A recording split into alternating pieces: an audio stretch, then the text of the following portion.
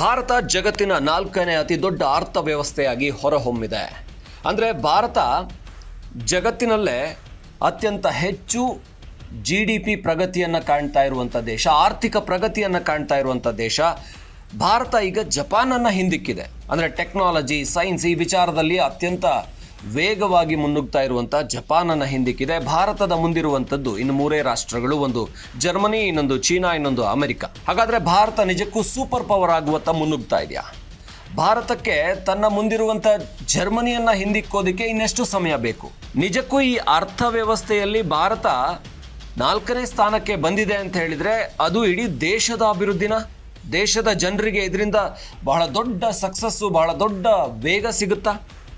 ಇದೆಲ್ಲವನ್ನು ನೋಡೋಣ. ಜೊತೆಗೆ ಜರ್ಮನಿಯ ಅರ್ಥವ್ಯವಸ್ಥೆ, ಭಾರತದ ಅರ್ಥವ್ಯವಸ್ಥೆ ಏನು, ಹಾಗೆಯೇ ಜಪಾನ್ನ ಅರ್ಥವ್ಯವಸ್ಥೆ ಏನು, ಇದನ್ನು ಕಂಪೇರ್ ಮಾಡ್ಕೊಂಡು ನೋಡೋಣ. ಅದನ್ನು ನೋಡಿದ ನಂತರ ಅರ್ಥ ಆಗುತ್ತೆ ಭಾರತ ಎಷ್ಟರ ಮಟ್ಟಿಗೆ ಸೂಪರ್ ಪವರ್ ಆಗುವತ್ತ ಮುನ್ನುಗ್ತಾ ಇದೆ. ಅದು ರಕ್ಷಣಾ ವಲಯದಲ್ಲಿ ಸೂಪರ್ ಪವರ. ಇತ್ತೀಚೆಗೆ ನಾವು ಪಹಲ್ಗಾಮ್ನ ಒಂದು ಪಾಕಿಸ್ತಾನಿ ಪ್ರೇರಿತ ಭಯೋತ್ಪಾದಕರ ಕುಕೃತ್ಯವನ್ನು ನೋಡಿದ್ವಿ. ಅದಕ್ಕೆ ಭಾರತ ಯಾವ ರೀತಿಯಲ್ಲಿ ದಿಟ್ಟ ಪ್ರತ್ಯುತ್ತರವನ್ನು ಕೊಡ್ತು ಅನ್ನೋದನ್ನು ಕೂಡ ನೋಡಿದ್ವಿ. ಹಾಗಾಗಿ ಭಾರತ ರಕ್ಷಣಾ ವಲಯದಲ್ಲಿ ಸೂಪರ್ ಪವರ್ ಆಗುವತ್ತ ಸಾಗ್ತಾ ಇದೆ. ಭಾರತದ ರಕ್ಷಣಾ ಸಾಮಗ್ರಿಗಳಿಗೆ ಭಾರಿ ಬೇಡಿಕೆ ಬರ್ತಾ ಇದೆ. ಇದು ಭಾರತ ಕೇವಲ ಕಳೆದ 10 ವರ್ಷಗಳಲ್ಲಿ 1000, 2000, 3000 ಕೋಟಿಯಿಂದ ಈಗ 1 ಲಕ್ಷ ಕೋಟಿಯವರೆಗೂ ಕೂಡ ತನ್ನ ರಕ್ಷಣಾ ರಫ್ತು ವ್ಯವಹಾರವನ್ನು ಮಾಡ್ತಾ ಇದೆ. ಅಂದರೆ 16,000 ಕೋಟಿಯವರೆಗೂ ಇದರಲ್ಲಿ ಆದಾಯವನ್ನು ಗಳಿಸ್ತಾ ಇದೆ, ಅಂದರೆ ಲಾಭವನ್ನು ಗಳಿಸ್ತಾ ಇದೆ. ಇದು ಭಾರತದ ರಕ್ಷಣಾ ವಲಯದ ಒಂದು ಅಭಿವೃದ್ಧಿಗೆ ಉದಾಹರಣೆ ಇತ್ತೀಚೆಗೆ ಸಿಕ್ಕಿದ್ದಷ್ಟೇ. ಈಗ ಭಾರತ ಆರ್ಥಿಕವಾಗಿ 4ನೇ ಸ್ಥಾನಕ್ಕೆ ಕಾಲಿಟ್ಟಿದೆ, ಅಂದರೆ ಜಪಾನನ್ನು ಹಿಂದಿಕ್ಕಿದೆ. ಜಪಾನ್ನಲ್ಲಿ ಹಾಗೆ ನೋಡಿದರೆ ಭಾರತಕ್ಕೂ ಜಪಾನ್ಗೂ ಹೋಲಿಕೆನೇ ಇಲ್ಲ. ನಾವು ಜಪಾನ್ನ ಅರ್ಥವ್ಯವಸ್ಥೆಯನ್ನು ನೋಡೋದಾದರೆ ಜಪಾನ್ ಈಗ ಅಂದರೆ ಆರ್ಥಿಕವಾಗಿ ಬಹಳ ಅದರ GDP ಹಿಂದೆ ಬೀಳ್ತಾ ಇದೆ. ವರ್ಷದಿಂದ ವರ್ಷಕ್ಕೆ ಜಪಾನ್ನ GDP ಗ್ರೋತ್ ತುಂಬ ಕಡಿಮೆ ಆಗ್ತಾ ಇದೆ. 2023ರಲ್ಲಿ 1.5 ಇತ್ತು, ಈಗ ಅದು 0.8ಗೆ 2024ರಲ್ಲಿ ಬಂತು. 2025ರಲ್ಲಿ ಅಂದರೆ ಈ ವರ್ಷ, ಪ್ರಸ್ತುತ ವರ್ಷ ಏನು ನಡೀತಾ ಇದೆ, ಇದರಲ್ಲಿ 0.6 ಅಂದರೆ 1% ಕೂಡ GDP ಗ್ರೋತ್ ಇಲ್ಲ, ಅಷ್ಟು ಕಡಿಮೆಯಾಗಿದೆ.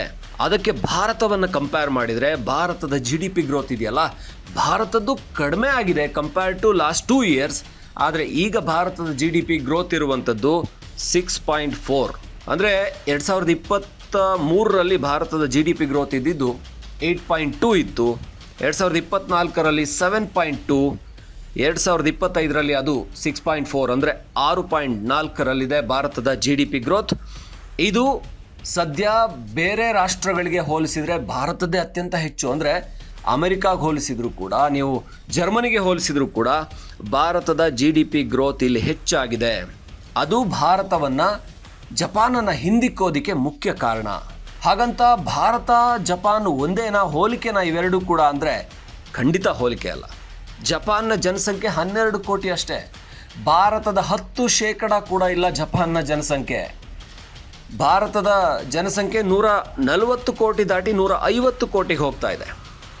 ಅಂದರೆ ಜಪಾನ್ನಲ್ಲಿ 12 ಕೋಟಿ ಜನ ದುಡಿತಾ ಇರುವಂಥದ್ದು, ಅದಕ್ಕೆ ಸರಿಸಮನಾಗಿ ಭಾರತದಲ್ಲಿ 150 ಕೋಟಿ ಜನ ದುಡಿತಾ ಇದ್ದಾರೆ ಅಂತಂದರೆ ಯೋಚನೆ ಮಾಡಿ. ಜಪಾನ್ನಲ್ಲಿ 12 ಕೋಟಿ ಜನ ಅಷ್ಟೇ, ಅವರು ದುಡಿತಾ ಇರುವಂಥ ಅಷ್ಟೂ ಹಣವನ್ನು ಇಡೀ ಭಾರತದ, ಅಂದರೆ ಹಣ ಅಂದರೆ ಒಟ್ಟಾರೆ ಗ್ರಾಸ್ ಡೊಮೆಸ್ಟಿಕ್ ಪ್ರಾಡಕ್ಟ್ಸ್, ಏನು ದೇಶದ ಒಳಗೆ ಉತ್ಪಾದನೆ ಆಗುವಂಥ ದೇಶೀಯ ಉತ್ಪನ್ನಗಳು, ಅದನ್ನು ದೇಶದಲ್ಲೇ ಬಳಕೆ ಮಾಡ್ಬೋದು, ಇಲ್ಲಾಂದ್ರೆ ನಾವು ಅದನ್ನು ವಿದೇಶಕ್ಕೆ ರಫ್ತು ಮಾಡ್ಬೋದು, ಅಥವಾ ಸರ್ವಿಸಸ್ ಇರ್ಬೋದು, ಗೂಡ್ಸ್ ಮಾತ್ರ ಅಲ್ಲ. ಇದನ್ನು ಇಡೀ ಜಪಾನ್ನ 12 ಕೋಟಿ ಜನ ಮಾಡ್ತಾ ಇದ್ದಾರೆ. ನಾವು ಮಾಡ್ತಾ ಇರೋದು ಅದನ್ನು 150 ಕೋಟಿ ಜನ. ಅಂದರೆ ಭಾರತ ಜಪಾನ್ಗಿಂತ ಜನಸಂಖ್ಯೆಯಲ್ಲಿ ದೊಡ್ಡದಾಗಿರೋದ್ರಿಂದ ನಮ್ಮ ಆರ್ಥಿಕತೆ ಬೆಳೀತಾ ಇದೆ. ಅಂದರೆ ಇದರ ಅರ್ಥ ನಮ್ಮ ಭಾರತದ 150 ಕೋಟಿ ಜನರ ಹತ್ರನೂ ₹1 ಇದೆ. ಜಪಾನ್ನ 12 ಕೋಟಿ ಜನರ ಹತ್ರನೂ ಕೂಡ ಒಬ್ಬೊಬ್ಬರ ಹತ್ರನೂ ₹10 ಇದೆ ಅಂತ ಅರ್ಥ. ಅಂದರೆ ಅವರು 12 ಜನರ ಹತ್ರ ₹10 ಇದ್ದರೆ ₹120 ಆಗುತ್ತೆ. ನಮ್ಮ 140 ಜನ, 150 ಜನ ಅಂದ್ಕೊಂಡ್ರೆ, ಕೋಟಿಯನ್ನು 1 ಜನರಿಗೆ ಲೆಕ್ಕ ಹಾಕಿದರೆ ನಮ್ಮ 150 ಜನರ ಹತ್ರ ಕೂಡ ₹1 ಇದೆ. ಅಂದರೆ ಅವ್ರ ಹತ್ರ ₹10 ಇದ್ದರೆ ನಮ್ಮ ಹತ್ರ ಇರುವಂಥದ್ದು ₹1. ಆದರೆ ನಮ್ಮ ದೇಶ ದೊಡ್ಡದಾಗಿರೋದ್ರಿಂದ ಇಲ್ಲಿ ಆರ್ಥಿಕತೆ ಕೂಡ ಬೆಳೀತಾ ಇದೆ. ಅಂದರೆ ಇಲ್ಲಿ ಒಂದೇ ಒಂದು ಪಾಸಿಟಿವ್ ಅಂದರೆ ನಮ್ಮ ಆರ್ಥಿಕತೆ ಬೆಳೀತಾ ಇದೆ, ನಮ್ಮ GDP ಹೆಚ್ಚಾಗ್ತಾ ಇದೆ, ನಮ್ಮ ಪ್ರೊಡಕ್ಷನ್ ಹೆಚ್ಚಾಗ್ತಾ ಇದೆ. ಹಾಗಾದರೆ ಭಾರತ ಅಷ್ಟು ಕಡಿಮೆ ಯಾಕಿದೆ ಅಂದರೆ ನಾವ್ಯಾಕೆ ಅವರು 12 ಕೋಟಿ ಜನ ಇರೋರು ಈ 41 ಲಕ್ಷ ಕೋಟಿಯ ಅರ್ಥವ್ಯವಸ್ಥೆ ಆಗಿದ್ದರೆ ನಾವ್ಯಾಕೆ 150 ಕೋಟಿ ಜನ 41 ಲಕ್ಷ ಕೋಟಿಯ ಅರ್ಥವ್ಯವಸ್ಥೆ ಆಗಿದ್ದೀವಿ ಅಂದರೆ ನಮ್ಮಲ್ಲಿ ಅಗ್ರಿಕಲ್ಚರ್ಗೆ ನಮ್ಮಲ್ಲಿ ಅಗ್ರಿಕಲ್ಚರ್ ಗ್ರೋತ್ ಇದೆಯಲ್ಲ ಅದರ ಕಡೆಗೆ ನಮ್ಮಲ್ಲಿ ಹೆಚ್ಚಿನ ಜನ ಡಿಪೆಂಡ್ ಆಗಿರೋದು ನಮ್ಮಲ್ಲಿ ಅಗ್ರಿಕಲ್ಚರ್ಗೆ. ಅಂದರೆ ನಮ್ಮಲ್ಲಿ 17% ಆಫ್ ಪೀಪಲ್, ಅಂದರೆ 17% ಆಫ್ ಪ್ರಾಡಕ್ಟ್ ಇದೆಯಲ್ಲ ಅದು ಅಗ್ರಿಕಲ್ಚರಿಂದ ಬರುತ್ತೆ. ಅದಕ್ಕೆ 44% ಲೇಬರ್, ಅಂದರೆ ದೇಶದ 44 ಜನ ಅಗ್ರಿಕಲ್ಚರ್ ಮೇಲೆ ಡಿಪೆಂಡ್ ಆಗಿದ್ದಾರೆ.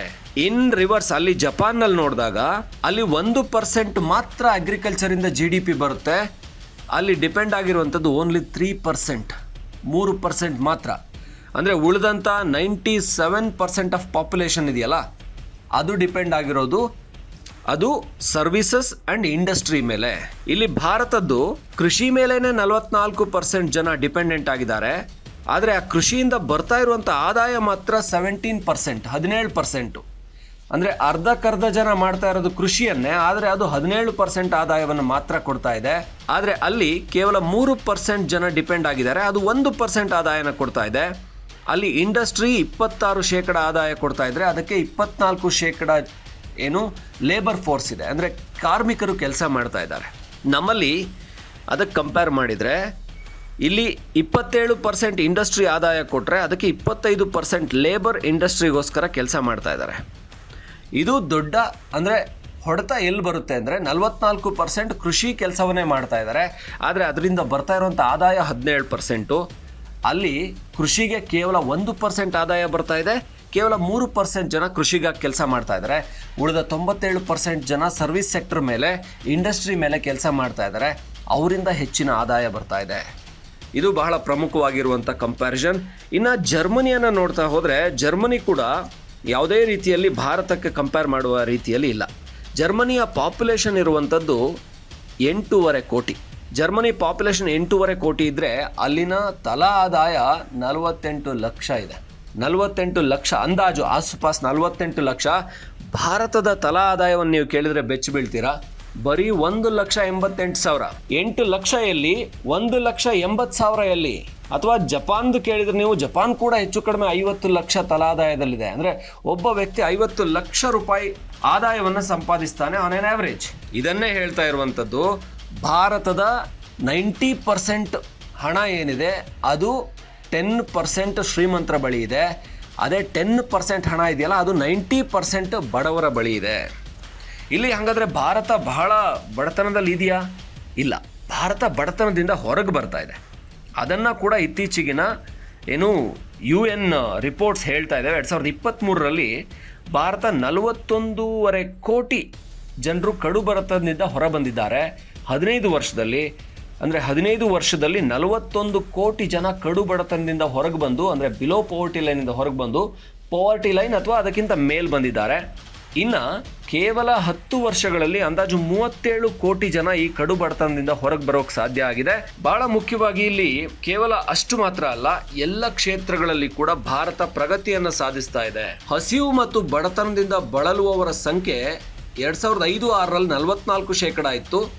ಇದು 11% ಇಳಿದಿದೆ, ಅಂದರೆ ಹೆಚ್ಚು ಕಡಿಮೆ 30% ಕಡಿಮೆ ಆಗಿದೆ.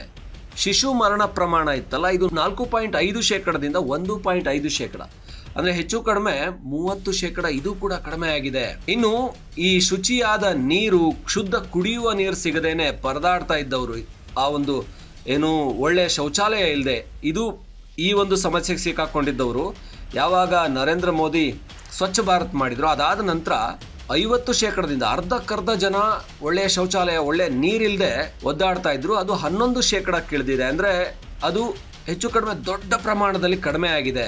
ಹೀಗಾಗಿ ಇದು ದೊಡ್ಡ ಪ್ರಗತಿಯನ್ನು ಭಾರತ ಕಾಣ್ತಾ ಇದೆ.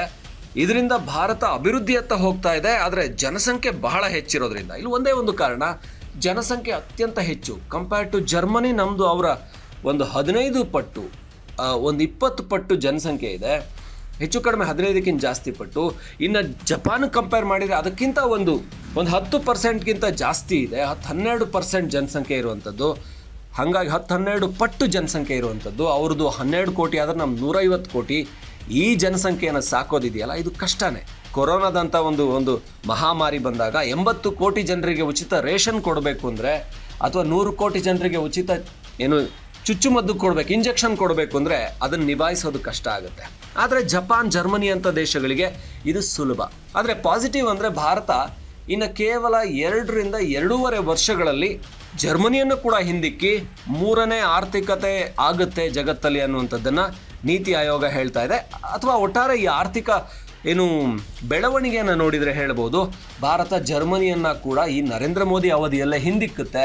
ಹಾಗಾಗಿ ಮೋದಿ ಕೊಟ್ಟ ಮಾತನ್ನು ಉಳಿಸ್ಕೊಳ್ಳೋದು ಅಂತೂ ಖಚಿತ ಅಂತ ಅನ್ನಿಸ್ತಾ ಇದೆ.